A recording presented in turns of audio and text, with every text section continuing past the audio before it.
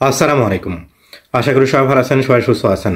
ফ্রান্সের সর্বোচ্চ কয়েকটি খবর নিয়ে আপনাদের সামনে হাজির হয়েছি। ভিডিওটা অবশ্যই শেয়ার করে দিবেন, ফুল ভিডিওটা দেখতে ভুলবেন না। পাঁচ নেভিগেও যারা ব্যবহার করে থাকেন অবশ্যই সতর্ক হবেন, কারণ এক হ্যাকার তিনি সিদ্ধান্ত নিয়েছে এবং ইতিমধ্যে অনেকেই ফ্রড মেল পাঠিয়েছে এটা বলে যে আপনারা টাকা পরিশোধ করেননি, কার্ড নাভিগোর আপনাদের টাকা পরিশোধ করতে হবে লিঙ্ক পাঠাচ্ছে। ওখানেতে ক্লিক করলে আপনাদের পার্সোনাল যে তথ্য রয়েছে সেগুলো তার কাছে চলে যাচ্ছে। এর কারণে অবশ্যই আপনারা সতর্ক থাকবেন। সলিডারিটি আজি ফ্রান্স থেকে আয়োজন করতে যাচ্ছে দ্বিতীয়বারের মতো বিশ্ব নারী দিবস, যেখানেতে আমরা শুনবো তাদের কথা। এটা হতে যাচ্ছে 8 মার্চ দুপুর 12টা থেকে।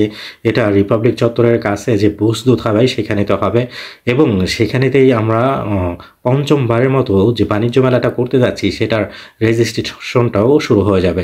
যারা কিনা স্টল দিতে চান টোটাল বিনামূল্যে, সেদিন আপনাদের আসতে হবে আপনাদের রেজিস্ট্রেশনটা করার জন্যে।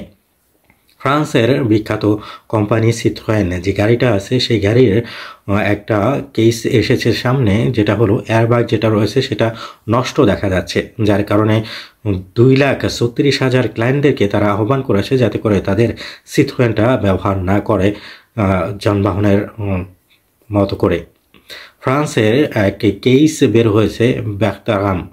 এই কেসে দেখা গিয়েছে ফ্রান্সের প্রধানমন্ত্রীও ইনভলভ হয়েছে, যার কারণেতে ফ্রান্সের এক উকিল আহ্বান জানিয়েছে এক ইনকোয়ারি করার জন্য, কারণ একজন মন্ত্রী তিনি এভাবে কোনো কেসে ইনভলভ হতে পারে না। ফ্রান্সে দেখা গিয়েছে এক সংগঠন যারা কিনা কাজ করতো অনিয়মিত অভিবাসী যারা কিনা কাজ করে থাকে ফ্রান্সে তাদের নিয়ে, কিন্তু তাদের লোকালিতে অ্যাটাক করা হয়েছিল। এর কারণে তারা আজকে আন্দোলন করেছিল গার্দ লিস্টে, যেখানে 700-র অধিক মানুষ হয়েছিল, সিজিটিও সাথে ছিল তাদের, এবং যারা আক্রমণ করেছিল তাদের 6 জনকে ইতিমধ্যে আটকানোও হয়েছে।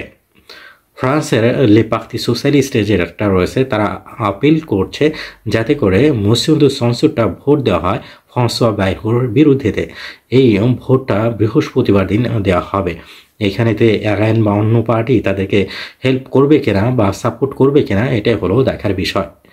কানাডাতে দেখা গিয়েছে এক প্লেন ক্র্যাশ করেছে, যেটা টরন্টোতে ঘটনাটা ঘটেছে।